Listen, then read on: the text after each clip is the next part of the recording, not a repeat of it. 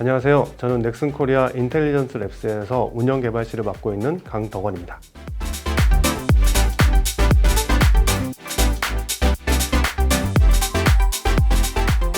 저는 2006년 넥슨에 입사해서 카트라이더 던전앤파이터 라이브 경험이 있고요. 그러한 경험을 토대로 지금은 라이브 지원 모듈 및 서비스를 개발하고 있습니다. 오늘은 테스트 자동화 지원 도구인 오토플로우 개발 과정에서 버려지지 않고 살아남기 위해서 시도했던 여러 절약적인 접근을 공유할 예정입니다. 발표는 이러한 순으로 진행됩니다. 이 중에 파트 3가 가장 핵심적인 부분이라고 할 수 있겠습니다. 우선 오토플로우의 시작에 대해서 말씀드리겠습니다. 굳이 말하지 않아도 다들 테스트 자동화 도구가 얼마나 필요한지에 대해서는 잘 아실 거라 믿습니다. 특히나 넥슨에서는 테스트해야 될 게임이 워낙 많다 보니 이러한 테스트 자동화 도구가 정말 절실히 필요한 상황이었는데요.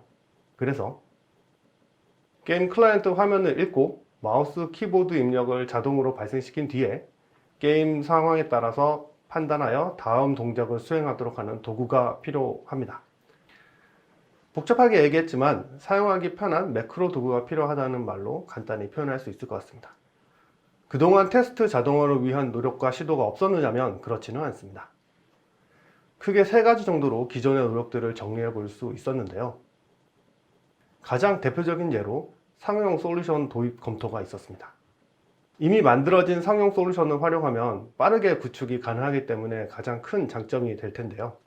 하지만 이게 언제까지 서비스하게 될지 보장이 어렵다 보니 기껏 구축해놨던 자동화 솔루션들이 한순간에 무너지는 그런 상황도 발생할 수 있어서 이 부분도 제외되게 되었습니다. 또 다른 노력으로 넥슨 네트워크스에서 내부 개발된 버전도 있었습니다. 보편적인 매크로 툴과 비슷하게 개발이 되다 보니까 상황에 따른 분기를 만들기가 좀 어려운 단점이 있었습니다. 또한 테스트 업무와 병행하시면서 이제 QA 분들이 개발을 하시다 보니까 절대적인 작업 시간이 부족했던 것도 사실이었습니다. 마지막으로 파이썬으로 직접 스크립팅 하시는 경우도 있었습니다. 사실 기능적으로는 이게 제일 명확한데요. 소수 인원만 개발이 가능하면서도 생산성이 많이 떨어지는 문제가 있었습니다. 그리고 무엇보다 지나치게 높은 러닝 커브가 있었죠. 이렇게 아쉬운 부분이 있다 보니 넥슨 네트워크스 문세벽 대표님이 그냥 덕원 실장님이 하나 만들어주세요 라고 요청을 주셔서 그래서 만들었습니다. 왼쪽에 보이시는 부분이 오토플로우의 모습입니다. 이후 오토플로우에 대한 설명을 좀 더 원활히 하기 위해서 용어들에 대한 설명을 간단히 짚고 넘어가겠습니다. 각각 필요한 기능을 수행하는 노드, 그리고 노드들의 흐름을 연결해주는 엣지, 노드와 엣지들이 모여서 만드는 일련의 과정들을 플로우라고 지칭하겠습니다. 어떻게 만들어졌는지 잠시 시연을 보시겠습니다. 해당 영상은 메이플 스토리의 게임에 진입하는 과정을 플로우로화 시킨 영상이고요. 시간 관계상 조금 빠르게 재생했습니다. 우선 클라이언트를 찾고요. 그 다음에 클릭해야 되는 위치를 찾아서 지정하면 자동으로 클릭을 해주게 됩니다. 그 다음에 채널도 선택을 해야겠죠. 채널을 선택하기 위한 위치도 더블 클릭이 필요해서 더블 클릭으로 세팅했습니다. 그리고 위치를 선택하는 것 뿐만 아니라 이미지를 자동으로 찾아서 클릭해주는 기능도 제공이 되고 있습니다. 추가로 2차 비번을 입력하는 스페셜 로드도 제공을 하고 있습니다. 2차 비번도 자동으로 잘 입력이 되고 있죠. 이후에는 일반적으로 많이 사용되는 ESC라든가 간단한 채팅 같은 것들을 연결해 보았습니다. ESC를 눌러서 광고창을 닫고요. 그 다음에 간단히 채팅을 보내는 것까지 플로우로 만들어 보았습니다. 이렇게 만들어진 플로우는 저장해 두었다가 다시 재생하는 형태로 활용이 됩니다. 지금 보시는 것처럼 아까 전에 만들어 둔 그 플로우가 똑같은 동작을 하는 것을 보실 수 있습니다. 2차 비번도 잘 입력이 되고요. 월드에 접근해서는 간단히 채팅을 보내는 것까지 보실 수가 있습니다. 오토플로우는 플로우의 가독성을 높이기 위해서 함수화하는 기능도 제공을 하고 있고요. 다양한 요구에 맞춰서 만들어진 특별한 기능을 가진 노드들도 존재합니다. 사실 오토플로우를 만드는 과정이 쉬운 일은 아니었습니다. 테스트 자동화 솔루션은 없어도 업무가 안 되는 건 아니다 보니까 만들어도 안 쓸 가능성이 분명히 존재합니다. 게다가 이미 나온 상용 솔루션도 있는 상황이라 그러한 상용 솔루션보다도 더 잘 만들어야 되는 상황이었죠. 이에 더해서 넥슨의 테스트 자동화 솔루션은 서비스하는 게임이 워낙 다수이다 보니 범용적인 도구이면서도 개별 게임의 특성을 반영할 수 있어야 하는 난이도가 상당히 높은 업무였습니다. 저의 가장 큰 고민 포인트는 파이썬을 배우는 것보다 쉽게 만들 수 있을까? 혹은 상용 솔루션보다 잘 만들 수 있을까? 이러한 고민도 있었지만 가장 큰 고민은 이거 진짜로 쓸까? 라는 부분이었습니다. 그래서 저는 재미라는 요소에 주목하게 되었습니다. 이번 챕터와 핵심입니다. 사실 기술적으로는 크게 어렵지 않습니다. 이미 많은 관련 라이브러리들이 존재해서 그런 것들을 잘 엮기만 하면 기술적으로는 크게 어렵지 않게 자동화 도구를 만들 수 있습니다. 그래서 저는 잠시 보셨던 이러한 고민들에 좀 더 초점을 맞추었습니다. 각각 고민들을 해결하기 위해 어떻게 접근했는지 간단하게 훑어본 다음 각각 자세히 설명드리겠습니다. 우선 파이썬을 배우는 것보다 쉽게 만들 수 있을까라는 고민이었습니다. 이번 부분은 러닝 커브를 낮추기 위한 다양한 노력들을 기울였고요. 그리고 그 일환으로 노드 베이스 비주얼 스크립팅 방식을 채택하게 되었습니다. 노드 베이스 비주얼 스크립팅 방식이라 함은 아주 새로운 개념은 아니고요. 언리얼 머터리얼 에디터나 유니티 볼트 비주얼 스크립팅과 같은 이미 많이 사용되고 있는 방식입니다. 이러한 방식을 도입함으로써 좀 더 시각적으로 편하게 그리고 확실하게 흐름을 이해할 수 있고요. 또 좀 더 재미있게 스크립트를 만들 수 있는 장점이 있었습니다. 또 다른 고민으로는 상용 솔루션보다 잘 만들 수 있을까 였습니다. 사실 작업하는 인원이나 기간에 제한이 있다 보니 더 좋은 기능을 제공한다는 건 사실상 무리에 가까웠습니다. 그래서 저는 내부 개발의 장점을 적극 활용하기 위한 전략을 구사하게 되었습니다. QA 분들로부터 진짜 필요한 기능들을 전달받아 빠르고 꾸준히 업데이트 한다는 것이 그 골자였습니다. 그리고 이러한 고민의 근원에는 이거 진짜로 쓸까? 라는 고민이 있었습니다. 그래서 저는 효용 가치와 더불어서 재미를 느끼게 해주자 라고 접근하게 되었던 거죠. 여기서 재미란 유머러스가 아니고요, 펀의 의미입니다. 아무리 일이라고는 하지만 재미만 느낄 수 있다면 다소간의 러닝 커브도 좀 더 손쉽게 넘을 수 있을 거고요. 여러 시각에서 창의적인 시도가 이루어질 것이라고 기대했습니다. 그리고 더욱 적극적이고 생산적인 의견 제시가 가능해질 거라고 예상을 하게 되었습니다. 저는 이러한 재미라는 부분을 크게 빠르게 적응할 수 있는 UX를 바탕으로 배우고 익숙해지는 재미와 여러 가지 형태로 직접 개발에 참여하는 재미로 분류해 보았습니다. 첫 번째로 배우고 익숙해지는 재미에 대해서 설명을 드리겠습니다. 이러한 배우고 익숙해지는 재미를 위해서는 무엇보다 빠르게 익숙해질 수 있는 장치들이 필요한데요. 이러한 노력들을 5가지 정도로 정리해 보았습니다.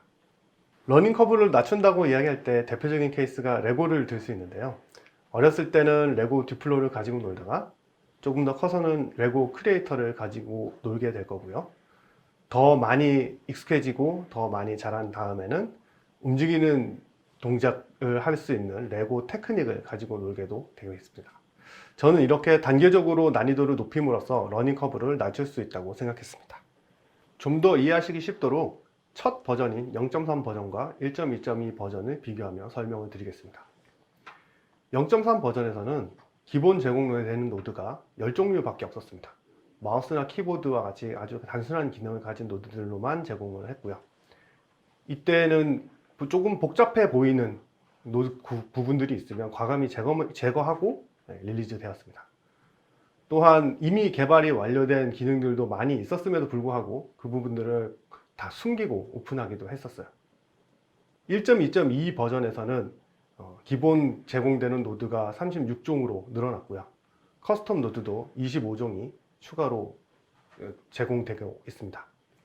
기본 노드들과 더불어 또한 좌측 상단에 확장 버튼을 넣어서 기본 기능에서 추가적인 기능을 제공할 수 있는 확장 기능도 제공하게 되었습니다. 또한 스크립트 작업 과정에서 필요한 디버그 기능이나 연산, 문자열 조합 같은 복잡한 기능도 제공하게 되었습니다.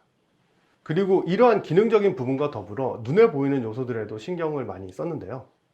버전 0.3에서는 마치 레고 듀플러처럼 크기도 크고 노드 크기도 크고 또 색깔도 조금 옅고 또 연결되는 엣지나 이런 것들도 굵게, 글자도 크게, 라인도 굵게 대부분 디자인이 되었습니다. 그래서 뭔가 눈에 좀 빨리 잘 띄기를 원했고요. 또한 작업자들이 봤을 때 훨씬 더 좀 쉬워 보이는 느낌이 들도록 디자인을 하게 되었습니다. 그러다가 이제 정식 버전이 업데이트 되면서 색깔도 좀 더 진하게 바뀌었고요. 노드나 이런 부분들도 훨씬 더 샤프하고 작게 변경되었습니다. 이런 부분은 한 화면에 더 많은 정보를 보일 수 있도록 하는 기능적인 부분과 더불어서 조금 더 전문적인 느낌이 들 수 있도록 디자인을 많이 변경하게 되었습니다. 그런데 여기서 잠깐 생각을 해보면요. 초반에는 쉽다고 쉽게 만든다 라고 얘기했는데 결국 나중에 가서는 복잡해지잖아요. 그러면 러닝 커브는 다시 올라가는 거 아닌가 라는 의문이 들 수도 있겠습니다만 이 정도 단계에 접어들 때쯤이면 조직 차원에서 익숙함이 생기게 됩니다. 조직 차원에서 익숙함이 생기면서 신규 직원들에게 하는 교육적인 부분도 다시 준비가 되고 있기 때문에 나중에 가서는 전체적인 러닝 커브가 낮아지는 효과를 볼 수가 있었습니다. 이제 러닝 커브를 낮추었으니 귀찮음도 줄여야겠죠. 일반적으로 매크로 툴에서 느끼는 귀찮음은 좌표를 찾고 또 이미지 설정하고 일일이 액션을 추가하는 그러한 귀찮음들이 많이 있습니다. 그래서 오토플로우에서는 클라이언트 스샷을 활용해서 좌표를 찍거나 클라이언트 스샷에서 이미지를 잘라서 파라미터로 세팅하는 그런 기능들도 제공하고 있고요. 클라이언트 스샷뿐만 아니라 클립보드에서 이미지를 가져오는 부분도 가능하게 만들었습니다. 또한 일일이 노드를 추가하는 귀찮은 작업들을 줄이기 위해서 작업자가 어떠한 액션을 취했는지 따로 컴퓨터가 녹화를 해놨다가 그 녹화에 따라서 자동으로 노드를 만들어주는 기능도 제공을 하고 있습니다. 또한 각 노드에는 그 노드의 기능을 정의하기 위해서 파라미터들이 추가가 되는데요. 이런 파라미터들이 문자열 형태도 있을 거고요. 위치 형태도 있을 거고 숫자 형태도 있을 겁니다. 이러한 서로 간의 파라미터들의 형태를 암묵적으로 파라미터형 변환을 시켜줌으로써 훨씬 더 편하게 작업할 수 있도록 제공을 하고 있습니다. 예를 들어서 마우스 클릭에 들어가는 파라미터는 위치 파라미터입니다. 그런데 위치가 아니라 텍스트로 100,100을 넣더라도 동일하게 작동하도록 제공한다는 의미입니다. 어떤 형태의 파라미터를 연결해야 하는지 고민이 줄어들겠죠. 기능으로 추가하는 것과 반대로 기능을 뺨으로써 얻는 부분도 있었는데요. 너무 귀찮지 않은 한도 내에서 하나의 노드가 다양한 기능을 수행하기보다 노드들을 조합해서 원하는 기능이 될 수 있도록 유도하는 부분도 있었습니다. 마우스 클릭 노드의 예를 들어보았을 때 10번 클릭하도록 하는 기능이 필요하다라고 했을 때 이 10번을 클릭할 수 있는 기능을 마우스 클릭에다가 넣는 게 아니라 리피트 노드와 마우스 클릭 노드를 조합함으로써 10번 클릭하는 기능을 만들 수 있도록 유도하는 부분이었습니다. 마치 레고 블록을 조립하듯이 원하는 기능을 만들어내는 재미를 추구했다고 이해해 주시면 되겠습니다. 그리고 단축키에도 신경을 많이 썼는데요. 컨트롤 C, 컨트롤 V 같은 기본적인 에디팅 단축키 외에도 유명 게임에서 특히 스타크래프트에서 많이 가져왔습니다. 유명 게임에서 사용하는 단축키들을 최대한 모방해서 제공하고 있습니다. 예를 들어서 파일런을 짓기 위해서는 프로브를 선택하고 P를 누르는 것과 같은 방식으로 오토플로우에서도 텍스트 인풋 노드를 생성하기 위해선 BT, 리핏 노드를 생성하기 위해선 BR을 눌러서 노드를 생성할 수 있도록 단축키를 제공하고 있습니다. 이러한 단축키들은 더욱더 빠르게 이해하고 외우기 쉬움과 동시에 오토플로우를 조작할 때 마치 게임을 하는 듯한 느낌이 조금이나마 들었으면 하는 마음도 있었습니다. 그리고 개발과 별개의 노력이 추가되기도 했는데요. 바로 개발자의 첨삭 부분이었습니다. 아무래도 개발자가 아니신 QA 분들이 플로우를 구성을 하시다 보면 조금 비효율적으로 구성하시는 부분들이 없지 않아 있을 텐데요. 그런 부분을 개발자의 입장에서 좀 더 효율적인 방법에 대해서 첨삭을 드리는 부분입니다. 지금까지는 메신저로 수동으로 첨삭을 해드리고 있었고요. 나중에는 기세 풀 리퀘스트와 같은 기능도 제공할 예정입니다. 지금까지 배우고 익숙해지는 재미에 대해서 알아보았는데요. 지금부터는 직접 개발에 참여하는 재미에 대해서 알아보도록 하겠습니다.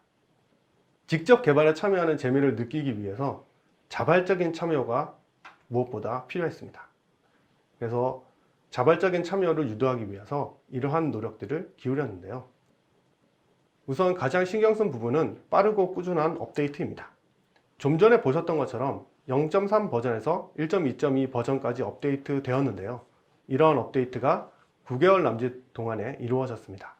그 사이에 많은 버전들이 릴리즈 되었죠. 버그나 약간의 부족함이 있더라도 빠르게 수정되고 추가될 것이라는 믿음을 드리고 싶었고, 이러한 믿음으로 오토플로우를 더 많이 활용할 수 있을 것으로 기대하였습니다. 그 결과 많은 분들께서 다양한 개선 아이디어도 주셨고요. 또 적극적으로 버그 제보도 전달받을 수 있었습니다. 또한 커스텀 노드 기능을 제공해 드렸습니다. 커스텀 노드란 QA 분들 중에 파이썬이나 자바스크립트에 관련된 지식이 있으신 분들은 본인들이 필요한 노드들을 직접 개발해서 활용하실 수 있는 기능이고요. 그렇게 개발된 노드들은 다른 QA 분들과 공유 서버를 통해서 서로 공유하시면서 활용하실 수 있는 그런 기능들입니다. 다른 작업자와 공유할 수 있는 건 커스텀 노드뿐만이 아니라 본인이 작성한 결과물도 공유 서버를 통해서 같이 공유함으로써 서로의 결과물을 참고하거나 첨삭도 가능하게 되었습니다. 마지막으로 기능적인 부분 외에도 크레딧에 대한 부분도 신경을 많이 썼습니다. 왼쪽에 보이시는 이미지는 오토플로우 내에 만든 사람들이라는 메뉴를 클릭했을 때 나오는 이미지인데요. 개발자뿐만이 아니라 버그 제보라든가 혹은 아이디어를 제공해 주셨던 모든 분들을 컨트리뷰터라는 이름으로 다 같이 이름을 올려드렸습니다. 또한 커스텀 노드를 개발을 해서 활용하시던 와중에 제가 보고 이거는 조금 더 다듬어서 정식 버전으로 넣어도 되겠다 라는 생각이 드는 부분이 있으면 그런 부분들을 정식 노드로 만들어서 제공해 드리고 있는데요. 그렇게 될 때 기존의 커스텀 노드는 디프리케이트 됩니다만 그 기존에 만들었던 커스텀 노드를 만드셨던 분들에 대한 이름이나 아이디어라든가 이런 부분들도 다 오토플로우 도구를 통해서 확인하실 수 있도록 크레딧을 남겨드리고 있습니다. 사실 크레딧이란 게 느끼기에 따라서 별거 아니라고 생각할 수도 있겠습니다만 다방면으로 노력해 주신 많은 분들에 대한 작은 도리이기도 하거니와 도구에 대한 애착을 느낄 수 있는 좋은 도구라고 생각하고 있어서 이런 부분들을 많이 집중적으로 생각을 하고 있었습니다. 이렇게 만들어진 오토플로우라는 도구는 최근 넥슨 네트워크스 테스트 업무의 활용 비중을 높이고 있는 중입니다.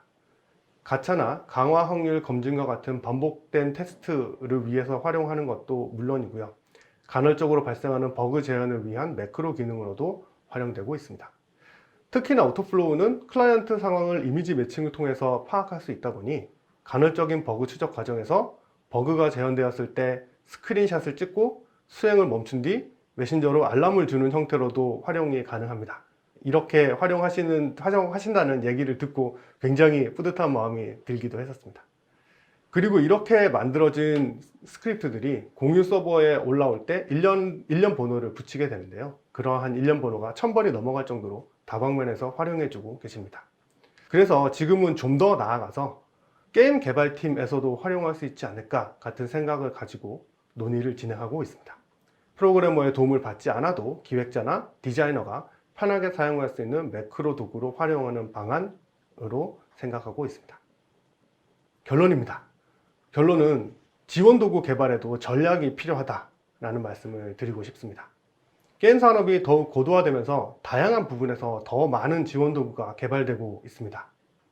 현업의 요구에 맞는 도구를 만드는 것이 당연히 최우선이겠습니다만 더욱 복잡하고 다양한 요구에 맞는 도구를 개발하다 보면 도구도 의도치 않게 복잡해지고 어려워지게 되는 경우가 많은데요.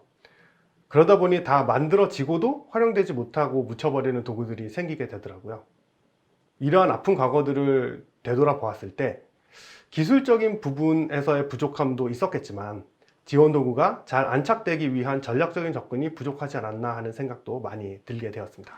그래서 다시 한번 강조하자면 지원 도구 개발도 전략이 필요하다라는 말씀을 드리면서 오늘 발표 마치겠습니다. 발표 들어주셔서 감사하고 오토플로우를 만드는 데 노력해 주신 많은 분들께도 이 자리를 빌어 다시 한번 감사하다는 말씀 드립니다. 감사합니다.